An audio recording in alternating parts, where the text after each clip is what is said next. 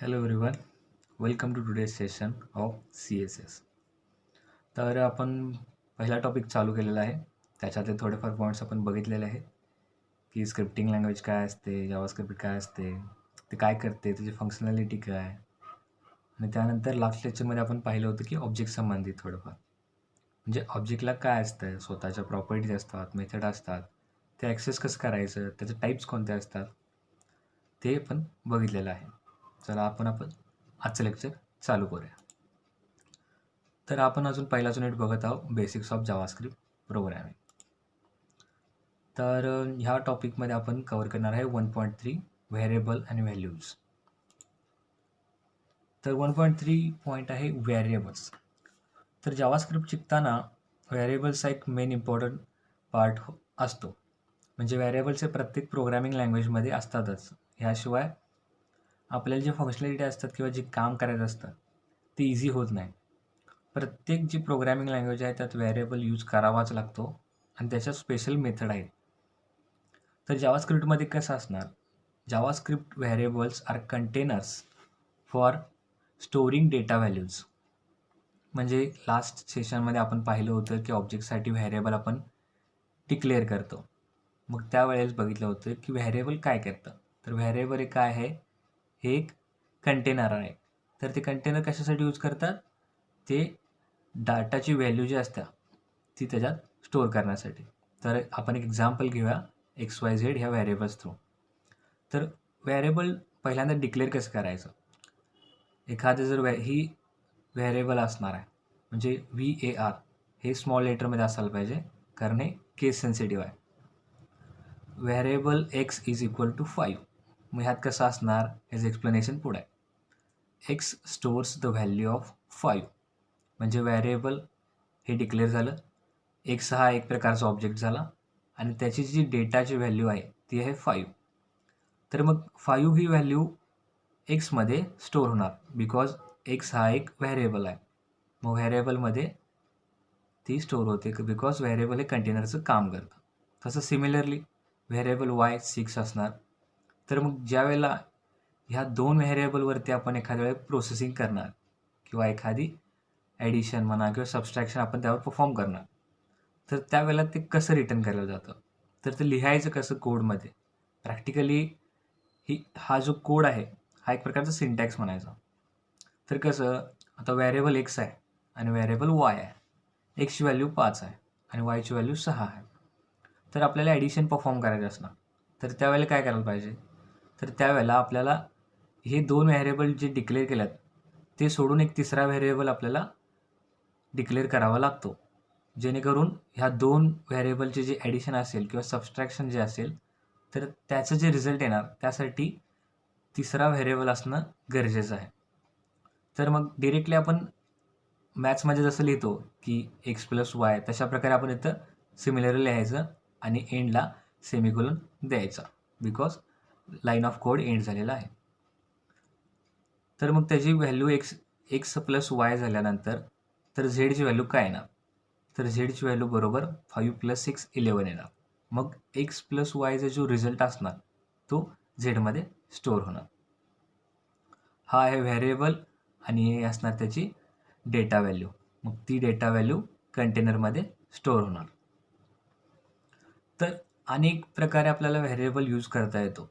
तर कशा प्रकारे, आता एखादी स्ट्रिंग असेल, स्ट्रिंग म्हणजे कसं मल्टिपल कॅरेक्टर्स असतील, तर त्यावेळेला आता मी एक वेब पेज तयार केलं आहे आणि त्या वेब पेजवरती मला काहीतरी डेटा प्रिंट करायचा असेल, म्हणजे फॉर एक्झाम्पल आपण घेऊया हॅलो इंजिनियर्स.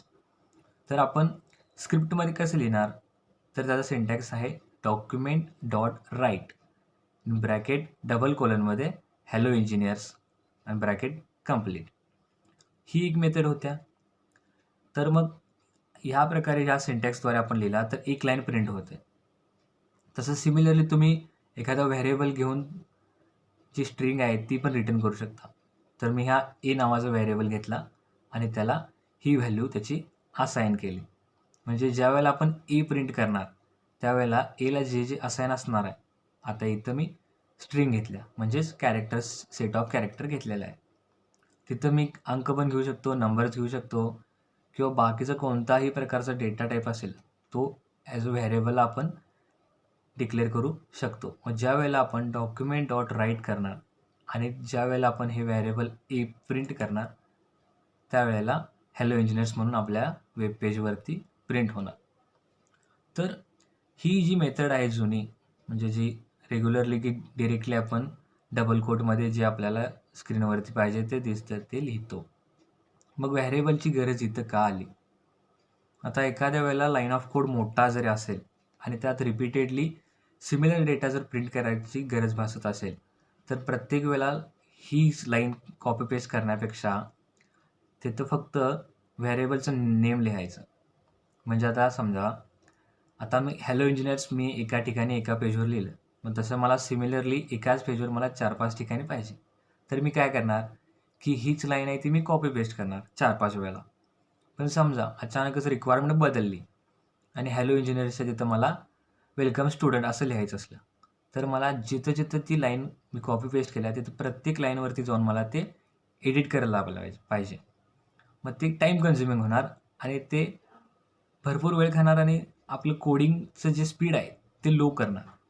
मग त्यासाठी कसं व्हेरिएबल हा यूज केला तर एका टायमाला तुम्ही इथं जे चेंजेस करणार आहे, जिथे हॅलो इंजिनियरच्या तिथं तुम्ही वेलकम स्टुडंट टाकणार आहे, तर ते ज्या एच्या ठिकाणी तुम्ही जे असाइनमेंट केलेलं असते ते एकदा जरी चेंज केला ना तर तुमचे पूर्ण वेब पेजसाठी ते चेंज होते. मग हा क्विक होतो आणि एडिटिंग पण फास्ट होतं आणि तुमचं लाईन ऑफ कोड पण पटापट होऊन जातो आणि हे ॲक्सेस करायला पण इझी आहे. फक्त सिंटॅक्समध्ये लक्षात कसं ठेवायचं, ज्यावेळेला आपण डिरेक्टली डेटा प्रिंट करणार असतो त्यावेळेला ते डबल कोटमध्ये यायला कंपल्सरी असतं. हा सिंटॅक्स आहे. आणि ज्यावेळी आपण व्हेरिएबल प्रिंट करणार असतो तर ते फक्त ॲज अ व्हेरिएबल ब्रॅकेट्समध्ये येणं इम्पॉर्टंट असतं. तर पुढचा पार्ट येतो जावास्क्रिप्ट आयडेंटिफायर. तर व्हेरिएबल्स नंतर आयडेंटिफायर कसे असतात? All JavaScript variables must be identified with unique name. म्हणजे प्रत्येक व्हेरिएबल असायला पाहिजे ते स्वतः एक युनिक असलं पाहिजे, जेणेकरून त्याचं नाव एक सेपरेट युनिक असलं पाहिजे.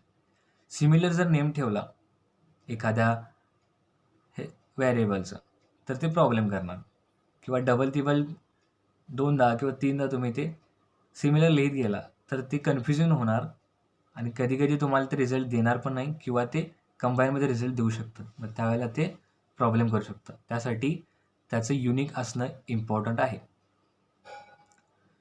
These unique name are called as identifier.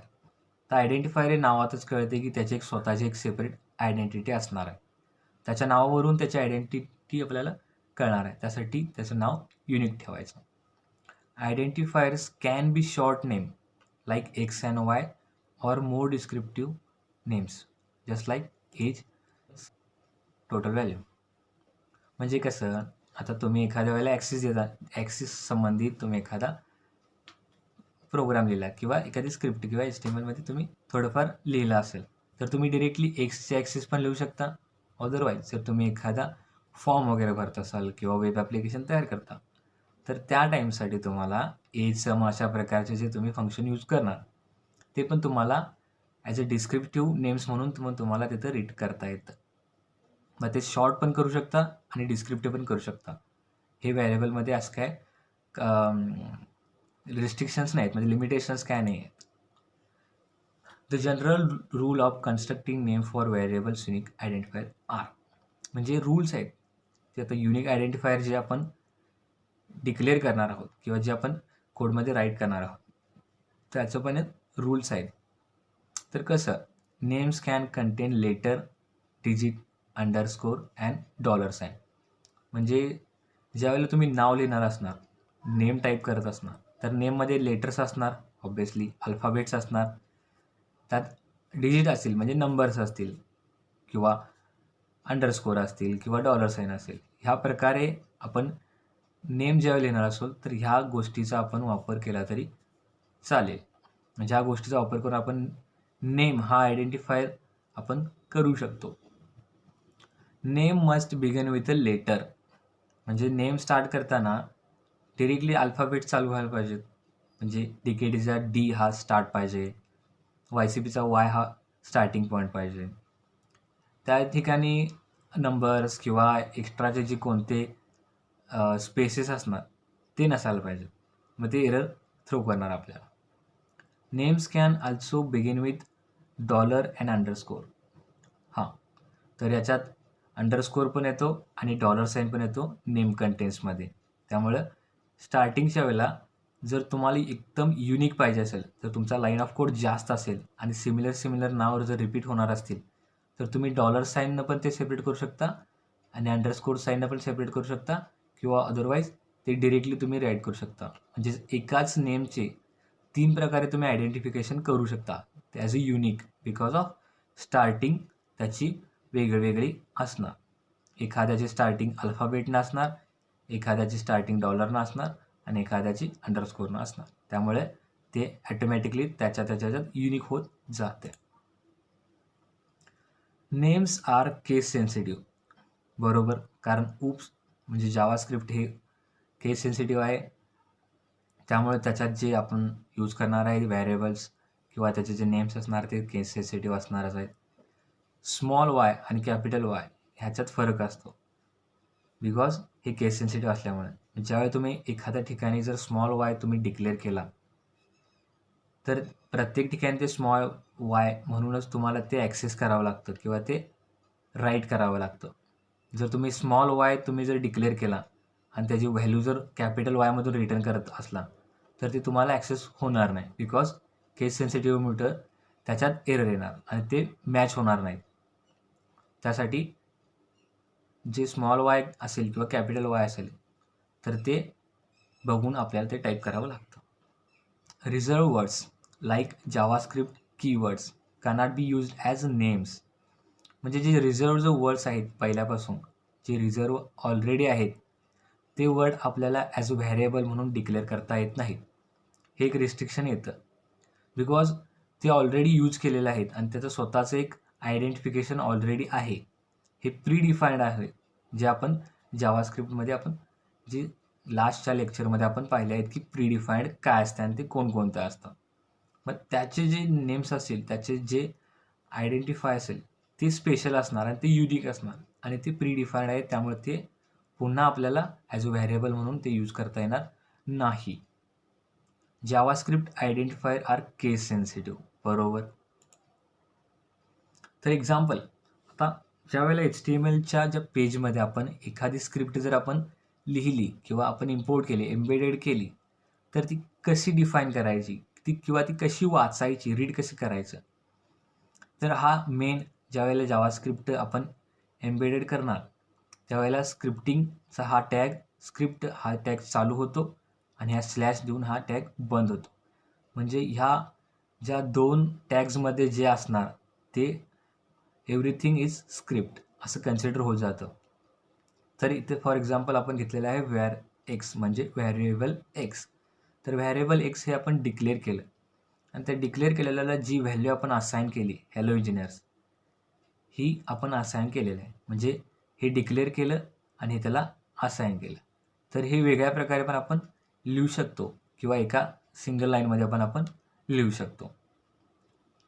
तर कसं, जर तुम्ही फक्त डिक्लेअर करणार असाल तर व्हेरिएबल एक्स हा फक्त डिक्लेअर करायचा आणि जर असाइनमेंट करणार असाल तर खालच्या लाईनला तुम्ही फक्त x is equal to hello engineers असं पण टाईप करू शकता. पण त्यानं लाईन ऑफ कोड जास्त होतो आणि त्याच्यात टाईम पण जास्त कन्झ्युम होतो. त्यापेक्षा हे एका लाईनमध्ये लिहिणं आपल्याला कम्फर्टेबल आणि फास्ट कोडिंगसाठी युजफुल आहे. तर रीड करताना तर कसं, आता जो हा लेफ्ट साईडचा पार्ट आहे इज इक्वल टूच्या साईडचा, तर हे काय आहे, व्हेरिएबलचं नेम आहे. बिकॉज काय, ह्याचा डेटा टाईप आहे व्हेअर म्हणजे व्हेरिएबल. हा व्हेरिएबल एक्स आहे, हा त्याचा नेम. आणि जी त्याची व्हॅल्यू असणार आहे, जी व्हेरिएबलला आपण असाइन केलेली आहे, जी हॅलो इंजिनियर्स आहे, तर ती कशाची असणार, ही व्हेरिएबलची व्हॅल्यू असणार आहे. हा व्हेरिएबलचा नेम, हा नेम आणि ही त्याची व्हॅल्यू. आणि जी ह्याची व्हॅल्यू आहे ती एक्समध्ये स्टोर होणार बिकॉज व्हेरिएबल आर कंटेनर्स.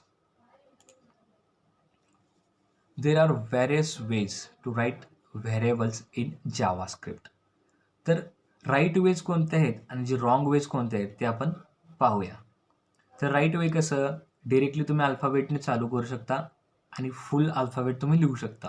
म्हणजे फॉर एक्झाम्पल फर्स्ट नेम, ह्याच्यात काही एक्स्ट्राचे जे सिम्बॉल्स असतील किंवा जे स्पेसेस असतील तर ते त्याच्यात नाही आहेत. म्हणजे हे आपलं पहिली राईट वे आहे. दुसरं म्हणजे अंडरस्कोर, जसं की आपण मगाशी बघितलेलं आहे की अंडरस्कोर वगैरे ह्याच्यात चालते. त्यानंतर तुम्ही मध्ये हायफन किंवा एक छोटीशी डॅश दिली तरी पण चालेल.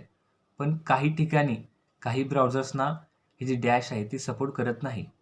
मग ते त्याच्या ब्राउझरवरती किंवा जे सिस्टीम आहे त्याच्यावरती डिपेंड करतात. त्यामुळं मोस्ट ऑफ द टाईम जे अंडरस्कोर असतील किंवा अल्फाबेटने चालू होत असतील अशा प्रकारे ते पण लिहिले जाते. त्यानंतर येतो कॅमल केस. कॅमल केस म्हणजे स्टार्टिंगचे जे सुरुवातीचं जे वर्ड असणार तो स्मॉल लेटरमध्ये आणि जो पुढचा वर्ड असणार त्याचं पहिलं अक्षर कॅपिटलमध्ये, त्याला कॅमल केस म्हणतात. कॅमल केस पण ह्याच्यात चालते. आणि त्यानंतर येतो की जे आपलं नेम आहे त्याच्यानंतर काही डिजिट्स टाकले तरी पण चालतात. म्हणजे हे जे लेफ्ट साईडचे आहेत ते सगळे ॲक्सेप्टेबल आहेत आणि ते राईट वेज आहेत. मग काही जे बिगिनर्स असतात किंवा ज्यांना व्हेरिएबल्स कसं यूज करायचं किंवा त्याचं जे काही थोडंफार माहीत नसतं तर ते कसं करणार, काही वेळेला ते फर्स्ट नेम ह्याच्यामध्ये स्पेस देतील. तर ज्यावेळेला तुम्ही व्हेरिएबलच्या मध्ये जर स्पेस दिला तर ते व्हेरिएबल ते अनडिफाईन्ड तयार होतं किंवा ते आयडेंटिफाईड तयार होतं. तर ते कन्फ्यूज होतं. त्यामुळे ते ॲक्सेप्ट होत नाही. बऱ्याच वेळेला ते एरर थ्रो करतं. त्यामुळं ह्याच्यात अनवॉन्टेड जे अननेसेसरी जे स्पेस असणार ते शक्यतो द्यायचे नाहीत किंवा जे डिजिट्सनं चालू होतील, जे नंबर्सनं चालू होतील तर ते पण ॲक्सेप्ट करले जात नाहीत जावास्क्रिप्टमध्ये. तर करेक्ट वेज हे आहेत आणि हे रॉंग वेज आहेत. जर तुम्ही ट्राय करणार असाल तर तुम्ही एडिटरवर पण ट्राय करू शकता.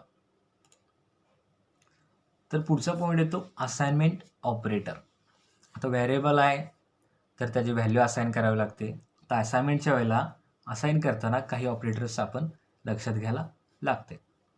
In JavaScript is equal to sign is an assignment operator, is not an equal to operator. म्हणजे कसं, आता आपण मॅथ्समध्ये जर पाहिलं तर LHS is equal to RHS म्हणतो आपण. तर त्यात इज इक्वल टू साईन म्हणजे कसं, जी LHS आहे ती सिमिलर ॲज अ RHS आहे. पण ह्याच्यात तसं नसतं. ह्याच्यातला अल्जेब्रा वेगळा आहे. हे इज इक्वल टू साईन फक्त त्याचं असाइनमेंटसाठी असतं. म्हणजे जे व्हॅल्यू असणार व्हेरिएबलची ती फक्त असाइनसाठी असणार आहे. मग हे मॅथ्सपेक्षा थोडंसं वेगळं आहे. हा not and is equal to operator, हे इक्वल टू नाही आहे.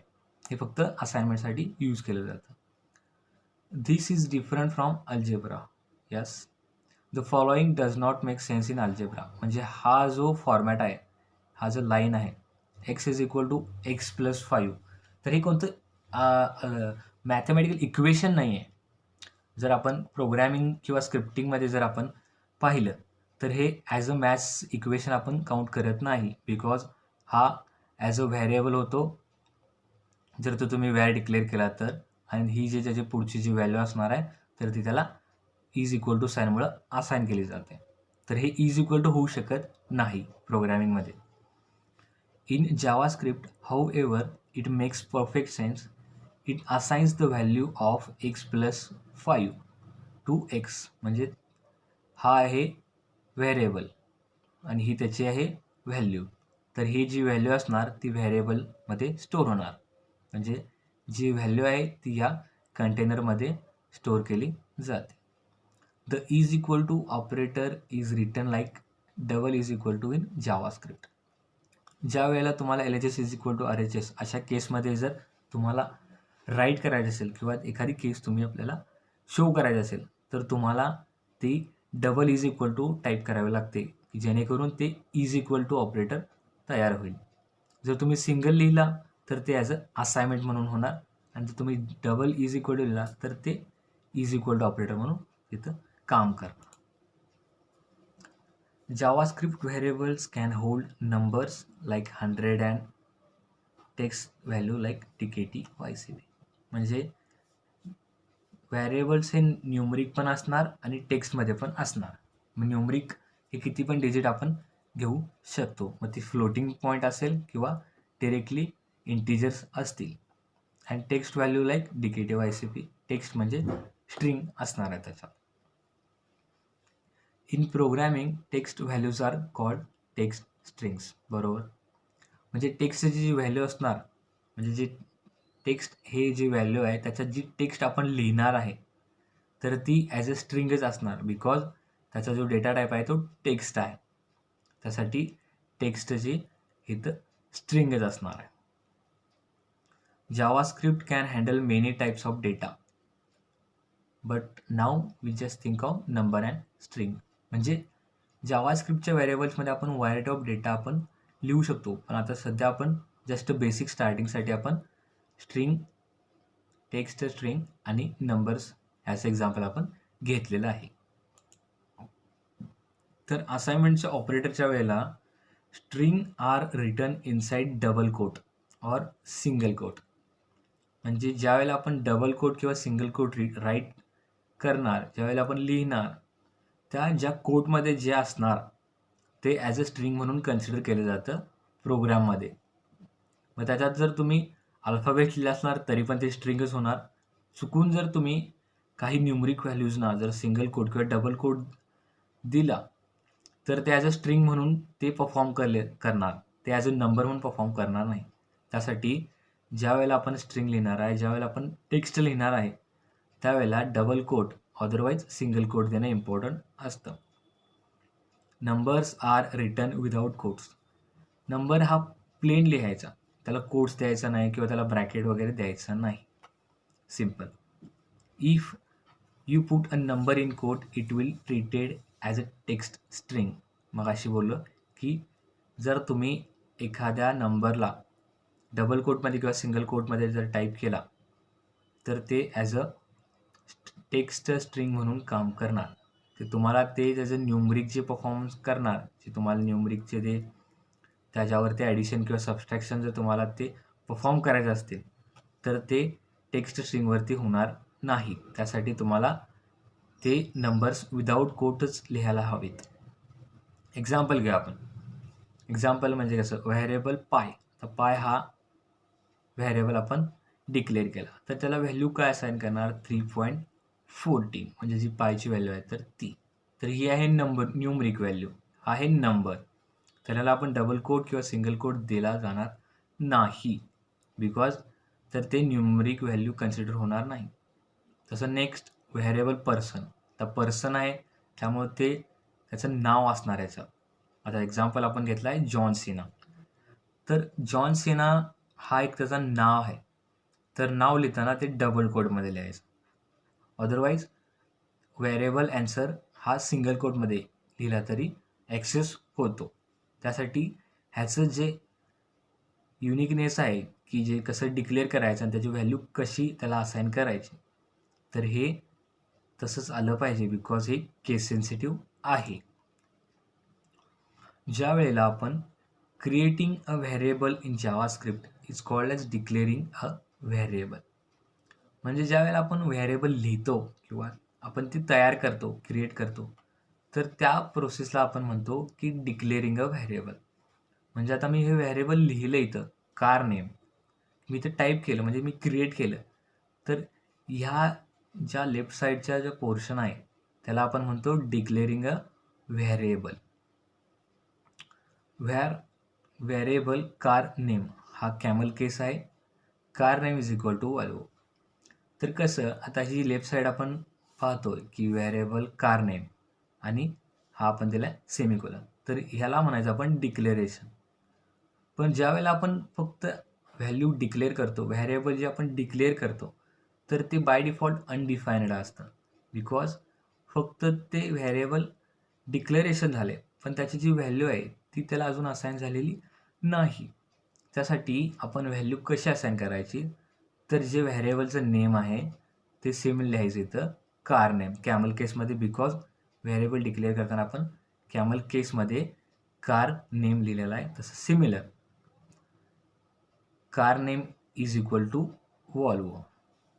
तर हे व्हेरिएबल डिक्लेअर झालं आणि जे व्हेरिएबल आहे कार नेम, त्या कार नेमला आपल्याला व्हॅल्यू असाइन केली गेली. तर इज इक्वल टू हे असाइनमेंट ऑपरेटर आहे, त्यामुळे जी ही व्हॅल्यू आहे ती व्हॅल्यू कार नेमला असाइन झाली. वन स्टेटमेंट मेनी व्हेरिएबल्स म्हणजे एकाच स्टेटमेंटमध्ये आपल्याला भरपूरसे व्हेरिएबल लिहिता येतात. म्हणजे कसं, आता मी व्हेरिएबल पर्सन हा डिक्लेअर केला की ते बाय डिफॉल्ट अनडिफाईन्ड असतं. इज इक्वल टू डबल कोटमध्ये जॉन सिना. तर हे काय होणार, डबल कोट म्हणजे ते टेक्स्ट स्ट्रिंग कन्सिडर करणार. त्यानंतर car name is equal to BMW double quote. Obviously हे पण सिमिलरली टेक्स्ट स्ट्रिंगमध्ये ते कन्सिडर करणार. त्यानंतर जी प्राईस आहे is equal to 200 for example घेतलेलं आहे. तर 200 हे काय डबल कोटमध्ये किंवा सिंगल कोटमध्ये नाही, तर ते ॲज अ न्यूमरिक व्हॅल्यू म्हणून कन्सिडर करणार. त्यासाठी सेपरेटली आपल्याला तसं डिफाईन करावं लागत नाही.